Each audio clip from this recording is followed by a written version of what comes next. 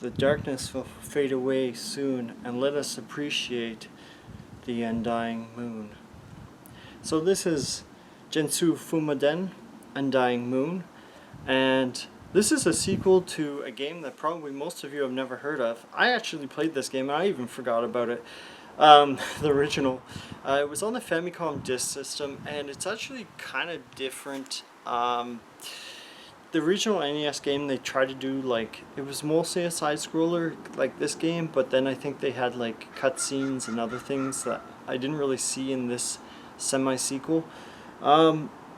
So the story's a little bit hard to follow. I didn't quite understand it when I saw the cutscenes initially, but then I went up and read about the story, and apparently it's about an evil demon king, and this is from Japanese folklore, and the demon king is called Ryu Kotsuka, and the demon king was sealed into hell after terrorizing Japan by the leader of the Getsu clan, and 1,000 years later, the Ryu Kotsuka demon king has returned, and there's a giant Mayasuma growing in the Valley of the Void. So this is all from Japanese folklore. Now I think it's more detailed than that, but that's the only part I comprehended. So you play as Fuma, who decides to descend into the hell and slay this demon king. And like, before the demon king can cause mayhem across Japan again. So it's a hack and slash roguelike. It's got monsters from Japanese folklore. They kind of look like trolls from what I remember.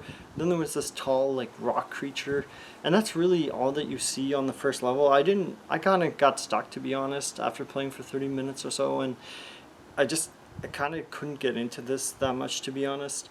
The best part of this game, and like this is probably the selling feature, is the visuals. Everything looks like a painting, and an elaborate painting, and like it's beautiful to see, but once you start playing the game, like the actual gameplay doesn't match up with, unfortunately, the nice painted graphics and like the nice designs, because it really looks like a moving painting in every scene. The combat itself for this roguelite, it's a lot slower than like Dead Cells, and I feel like a lot of the roguelikes were spoiled by like super fast, intense slashing, and this is like very sluggish, and it is in early access, I have to give it that, on Steam, and it's coming out on Switch next year in 2022. But yeah, apparently all the enemies have some sort of like breaking point, kind of like, you know, Samurai Showdown with the swords, and just various games with breaking points, and if you break it, you can do a special slay attack, and I never saw that. Like, I just used basic attacks. But yeah, it definitely needs more content. I know it's in early access, but like, it needs more variation. There's like no secrets right now, like no secrets other than like just extremely linear.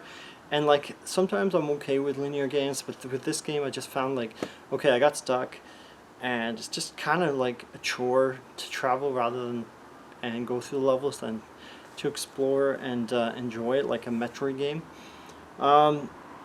So there's just too much grinding involved to gain these materials, and I'm not a big fan of like collecting materials in games anyways, for the most part, so I couldn't get into this.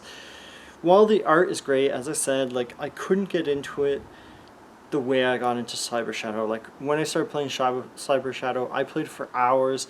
I replayed the game and certain parts of the levels, sections, over and over again, and I was fine with it. Even though it was stupidly hard, I enjoyed it. And when there's a game that's hard and like it's just frustrating, you don't want to keep playing, and I feel like this is one of those games. If you love this genre, you love roguelikes, you know, maybe you'll be patient about this game, improving in time if you can wait. I think it came out in June, I'm not sure. If you can wait another 6-12 months, yeah, you know, power to you, but like, there's so many games out there, I don't feel like people generally want to wait for a game to improve anymore. They'll just refund it on Steam or wherever, or sell it somewhere. $32 is kind of high for this. Like, I got like $5 of enjoyment out of this, so I feel like 15 to 20 would be more fair. Yeah, still. I know it's in early access, but I just feel like this is not, other than the graphics, like there's not much there. to be enjoyed, other than seeing like, oh, this came from Japanese folklore, oh, that's great, but the game itself is not really a game. So I'd give it a solid 7.5. Like, it's really slow compared to other roguelikes. Just didn't seem exciting beyond like the potentially interesting lore and painting like graphics. So I mean, you know, there are other roguelikes that you can buy on Steam, so I'd say go for those for now, and unless this game improves tremendously, like, just go for Cyber Shadow, like go for like any of those other games which are action oriented without like the slow moving gameplay. So anyways, the moon is fat and the night air is so pure it seems edible. Roberto Baleno. I'm gonna go. Bye.